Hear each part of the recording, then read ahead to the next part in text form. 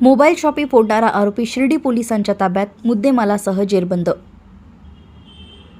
22 ते दिनांक 23 सप्टेंबर 2025 रोजीच्या दरम्यान फिर्यादी श्री दीपक रावसाहेब गोंदकर, राहणार दत्तनगर, शिर्डी, तालुका राहता, जिल्हा अहिल्यानगर यांचे साई समर्थ टेलिकॉम नावाचे मोबाईल शॉपी दुकानाचे शटर कोणीतरी अज्ञात चोरट्याने उचकटून दुकानातील 1,62,400 रुपये किमतीचे विविध कंपन्यांचे मोबाईल चोरून नेले।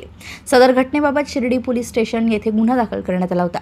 29 सप्टेंबर रोजी गुन्हे करणारे आरोपींची व्यावसायिक कौशल्याच्या आधारे व गुप्त बातमीदारांमार्फत माहिती काढत असताना पथकास एक इसम शिर्डी ते सिन्नर जाणाऱ्या रस्त्यावर समृद्धी महामार्गाच्या कडेला एक संशयित इसम मोबाईल असलेले बॉक्स घेऊन फिरत असल्याची माहिती मिळाली।